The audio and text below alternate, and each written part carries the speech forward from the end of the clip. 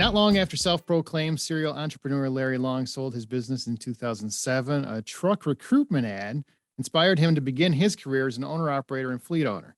Over several years, Larry grew Blue Ribbon Logistics to a fleet of 15 trucks leased to Landstar, as well as helping other entrepreneurs get their start in the trucking industry. And before we get into all that, that kind of gives me the idea, Larry, and welcome to Landstar's podcast, by the way. Welcome, Larry. Thank you for having me. Excited about Thanks for being here. How did you initially get into transportation? That kind of gives me a little bit of a window into your journey, but I'd like to know, like, how did that start? Well, I had sold the last business that I had gotten into in 2007, early in 2007.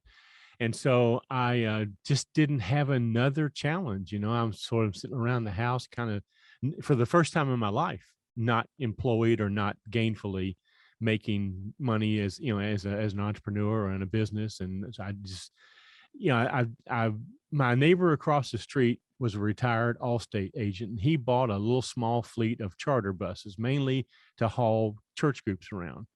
And so occasionally he would kid with me about driving one of those buses, since I wasn't doing anything. And one night, probably after too many adult beverages, I sort of agreed to do that. And then that the road between amateur driver to professional driver, I had never encountered before. And I found out how rocky that road was. And the only way that I was going to be able to do that was to go get a CDL and go to work at a training trucking company for a year before he would be able to let me drive a bus and have the experience that his insurance would allow me to drive. So that's what got me into it, just completely an accident. And then once I got into it, I never thought about the buses again, because the opportunity presented itself to me, and the buses weren't part of that opportunity. So before we get into the nuts and the bolts of this business plan, why does your son call you a serial entrepreneur? That's where you got the title from, right? Yes, he gave me that title. Well, I started my first business when I was 22. And I had my son when I was 30. So and the entire time that that he lived here, we were always in some type of a business. Now, we've been in several businesses, but the one continuum that we did all the time was professional photography. I was a wedding photographer and portrait photographer. Oh, nice. And then we did other businesses, because mainly I worked on the weekend.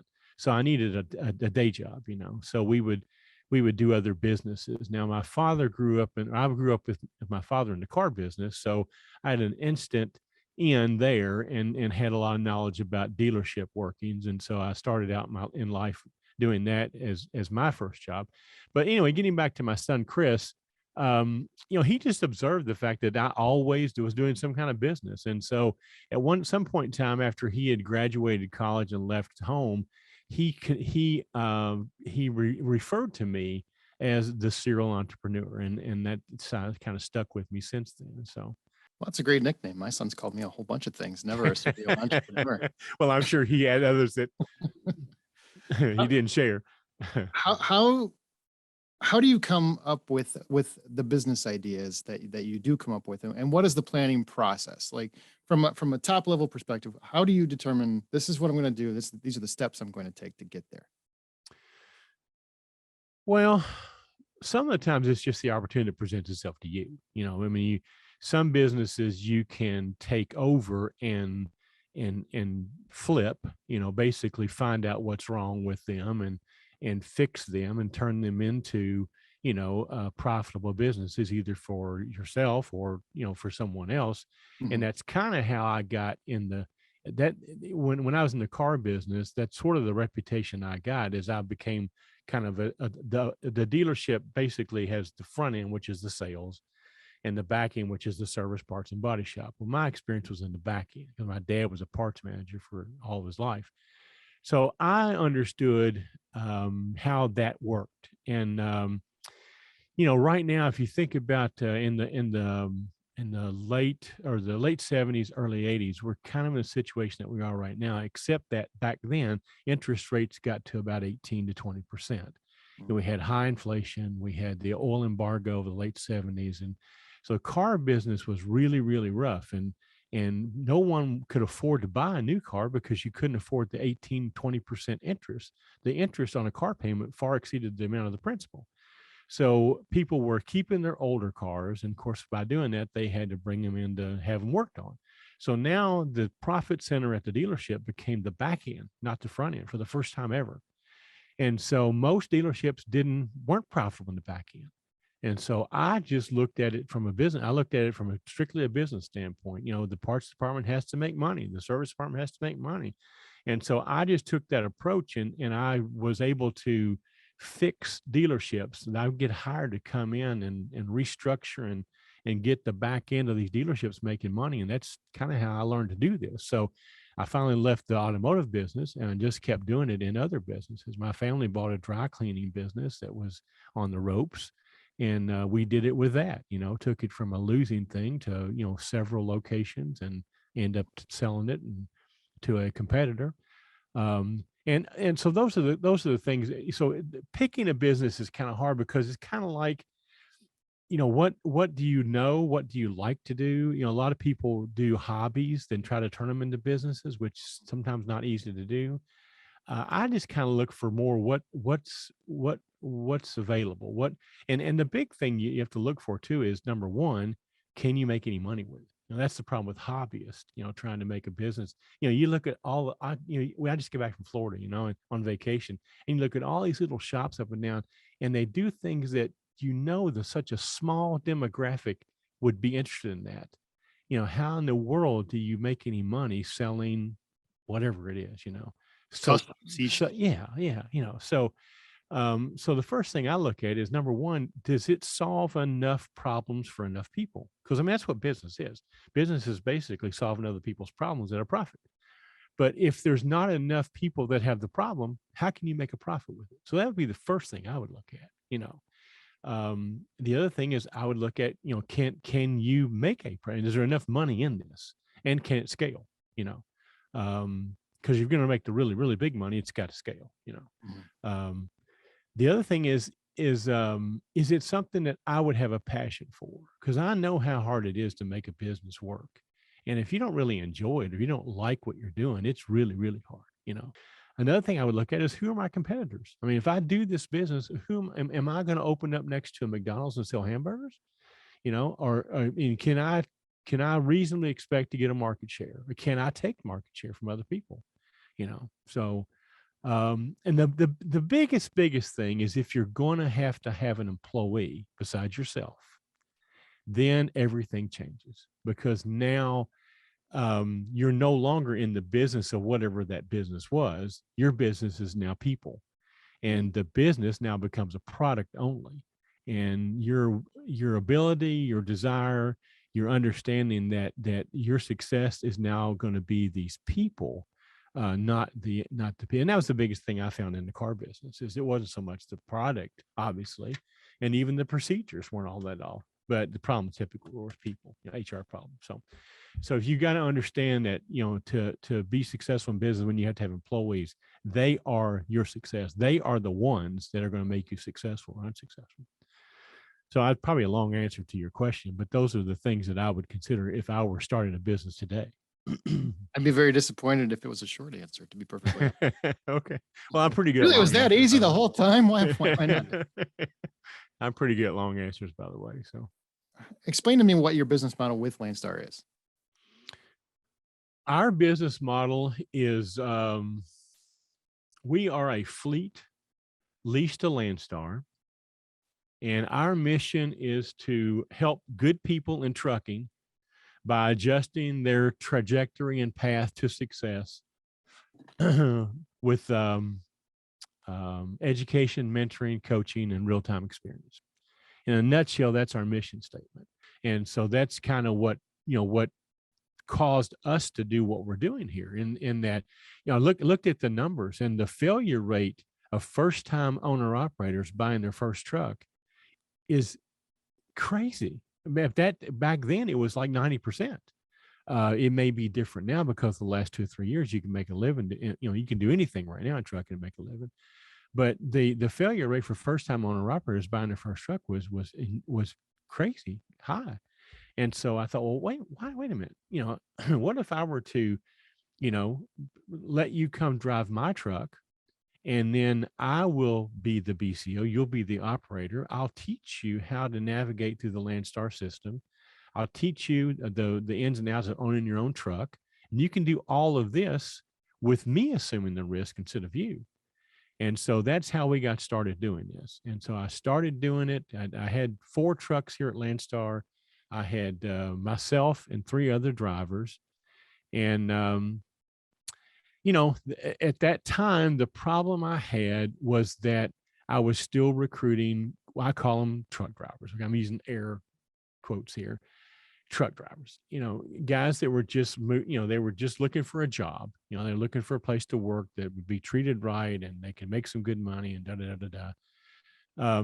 And I kind of found that I had the same retention problem that everybody else in the industry does, is that they come for a while, they leave for various reasons, um, and I kind of had gotten discouraged and was thinking about, well, I'll just sell the trucks I have to the drivers I have now, and I'll just forget about this idea. And then I ran across this fellow by the name of Chris Polk, who now has become my fleet manager 3 years later. But at the time, he was a BCO at Landstar that had failed twice because of catastrophic failures with his truck. And he made a very honest post on Facebook about his failures, and that it wasn't Landstar, it wasn't the industry, it wasn't the rates, it was his lack of being a business person. If he had just put away 15 or 16 cents a mile into a maintenance account, he wouldn't be out of business right now. It would just been a minor inconvenience as opposed to a catastrophe. Well, that's what I teach. That's what we teach here, business. I come to trucking not from a trucking background. I don't have a trucking background. I come to trucking with a business background, saw the opportunity that, wait a minute, most people who fail here fail because of the lack of business knowledge, business skills, not because they can't back up a truck and load the truck. So he was my challenge. I'm like, okay, well, let me bring him here, offering him the chance to come here, and let's see about if I can change his trajectory by teaching him the business skills that he didn't have. But he's a 25-year trucker. And that's where this all started, and so he kind of gave me rebirth that there are people out there that really need this and want it. We just have to find them. In a year and a half, you will know. We call it wax on, wax off, because we really don't have a formal training. Just go out there and paint the fence. At the end of the day, you know how to be a karate guy. So they just do what we do, but we do it transparently. And in a year and a half, they understand everything we do is transparent. All of our load selection, everything, they see everything. They know what we make. They know what they're going to make. And, we prepare them for BCO hood by just on the job training, and of course, at the same time, they're understanding what the responsibilities are of owning a truck, And of course, we don't drive new trucks. We drive older trucks because we advocate for these guys to go pay cash when they go buy a truck, not to go in debt. They learn how to do this at a high level. When they leave here, they can choose to do it however they want to. But while they're here, because we have other mouths to feed in this process, we expect them to perform at a very, very high level. And it teaches them how to do it, It's difficult to do 5 loads a week. You have to stack loads, and you're going to have a load cancel in the middle of that stack when you do it. But you can't throw the baby out with the bathwater. You've got to be able to survive that, recover from that, and keep on going. And that's the kinds of things that we teach. And it's just everyday occurrences. Trucks break down. Our trucks break down. Brand new trucks break down. So how do you, we just don't rescue them. We walk them through the process. Okay, here's what we're going to do to get this fixed. Do we need to recover the load? Do we need to, can we get this fixed and stay on all these problem solving things? We teach them because that's what it takes to stay in business, is become a problem solver. And one thing you've said that I really admire the intention is that the goal is goodbye. Can you elaborate just briefly on, for those listening what you mean by that. The goal is goodbye. Essentially, to me, it says we're getting you ready to go. We don't expect you to be here forever. We don't expect anybody that you bring on to be here forever. Is that a fair assessment? We're very, very, very specific. You know, you're not going to retire here. Okay. We don't offer any benefits. We don't offer any you're here to learn how to survive in business. Okay. And then when it's time, when you saved up the money to go pay cash for your truck, and we've helped you find that truck and you're ready to go, we expect you to find yourself out of here, and you'll always be in our family. I mean, hey, we had a company dinner at the truck show in Louisville, and we had over 40 people there. Some of them are graduates from the program. They're always welcome back, but they're going to have to go on their own, eventually, because that's what this program's for, is to teach you how to do this on your own. And we don't do benefits on purpose, because if you're going to be an owner operator, independent contractor, the benefits ran out when you left the company driver job. Now you are the benefit. You're providing the health insurance. You're providing whatever vacation you want. Now, look, we don't kick anybody out. I've got people that have been here more than 15 or 18 months because they just don't have, well, right now it's hard to find a truck. We got guys that are ready to go right now. They can't find a truck. So why Landstar, and how long have you been with Landstar? Why Landstar? Well, I found this guy on the radio at midnight every night named Kevin Rutherford that did a call-in show. And I knew nothing about trucking, nothing about it. So I'm looking everywhere for information on what this business is about. And, I identify with him. I really liked the answers he gave. I learned a lot about trucking. I learned a lot about the business of trucking. And so I found out that he has this week-long seminar every year. At that time, it was in Kansas City. And so I went to the seminar, and there was like 400 people there. About 20% of them were Landstar BCOs.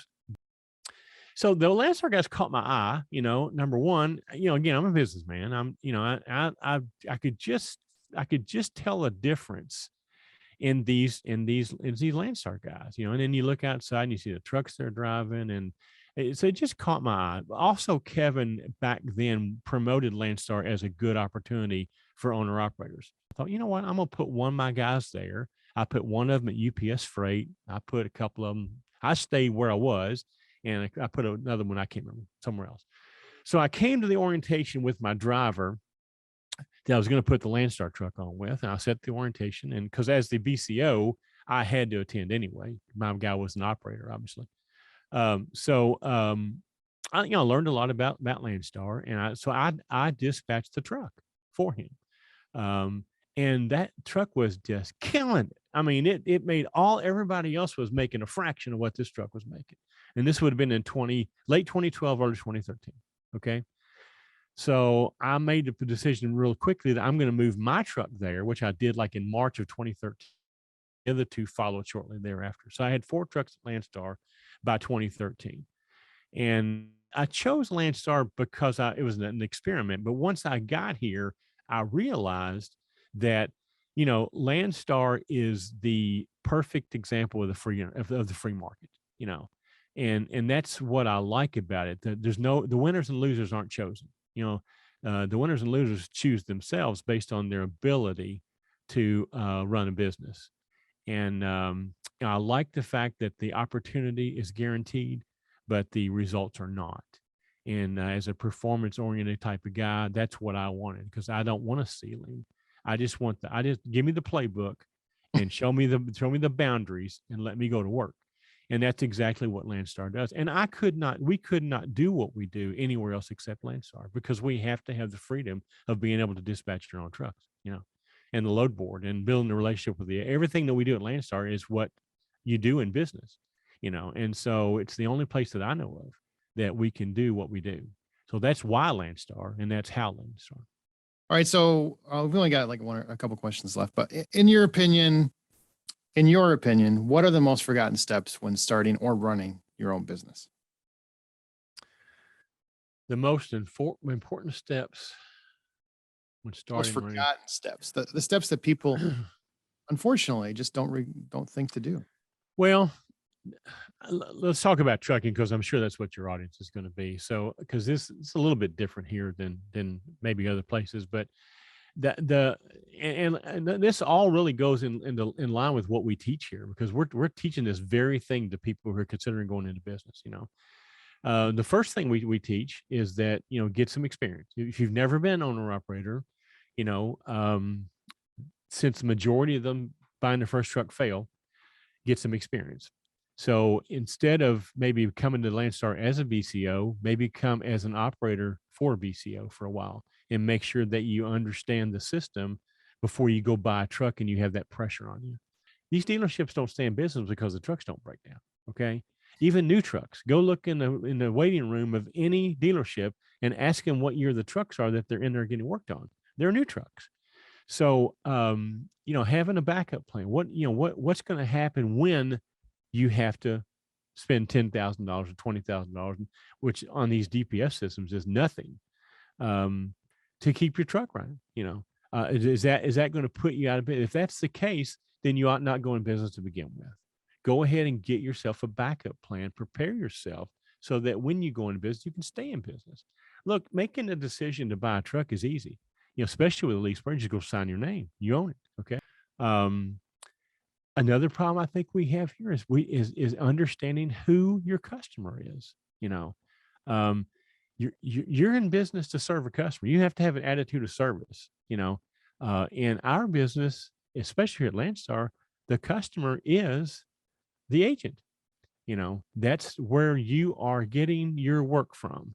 And nurturing that relationship, building that relationship, respecting that relationship, understanding that relationship is the key to success. Now, if you want to go get your own authority, now your customer becomes the broker. But in neither case was it the person whose freight's in the back of the truck. And a lot of people misunderstand that. That's your customer's customer. And of course, they want them taken care of. But your success here depends on how well you take care of your customer. Numbers, knowing the numbers. I mean, how many people don't even have an accounting system, or they pay ATBS to be their accounting system, and they send them all their stuff, and they get this nice big envelope back a few weeks later, and they just throw it in a box and take it to a tax return people at the end of the year, never opening the box and understanding what their numbers are. Last year, we had a situation where our tolls were in March. I could tell our tolls were going to be way out of line. Okay. Because I do my numbers every Wednesday. Okay. And so we addressed the problem. We had a fleet meeting. We talked about it. And by the end of the year, our number of trucks almost doubled, and our tolls were less than they would have been had we not doubled. So just knowing that, understanding that we have a numbers problem, and that if we didn't take some corrective action, it was going to be a big issue. How do you run a business if you don't know your numbers at all? How do you decide whether you can haul a load if you don't know what it costs you per mile to drive your truck? Everybody's worried about fuel right now. Okay. But the numbers are that if you get decent fuel mileage with your truck, the fuel surcharge that we get from Landstar overcompensates for what the fuel cost is. We're making money right now on the fuel surcharge because our cost per mile, even with fuel at $5 a gallon, is less than what the fuel surcharge is. So you have to understand that if you don't know your cost, how do you know what to sell for? If you go find a manager of a McDonald's store and you ask him what that little packet of ketchup costs that they hand out the drive-thru, I guarantee you he'll know to the tenths of a cent what that costs. Yet you take an owner operator where fuel is his number one cost. In a good year will be $50,000 a year. This year probably be $70,000 a year, and he doesn't have any idea what his fuel mileage is or what it costs him to drive his truck. Yet he's in business, the same business that McDonald's guy's in. So what's next for you, Larry? What's next for the serial entrepreneur? And I hope you have a T-shirt with that brand on there somewhere. I actually don't, but I probably should. I'm 68 years old. I've got 4 grandchildren. I may, just decide to eventually. I'm not going to abandon my fleet by any means, but I've got capable people there that I might be able to transition it to, and then I may just look at maybe taking it easy for a little bit. But who knows? I mean, I couldn't retire in '07. I sat around for a year and I got depressed, and I got so depressed I went out and got a CDL and started driving a truck. So I don't want to get in that situation again. So who knows? I'm my health's good. I've wake up every this thing with these guys. My fleet. I mean, I wake up every morning ready to go, because I mean these guys are just that's what I exist for, is helping these guys. I understand that the future for them. I got one guy that came to me, was 23 years old. Okay, 23 years old. He's been here now for a year and a half. Now he owns a truck. He decided to leave his truck in the fleet, so he's still here with his own truck here. That guy is going to be a gazillionaire because he's at 23 years old. Okay. If I knew at, at 23 what he knows, I mean, it's just scary.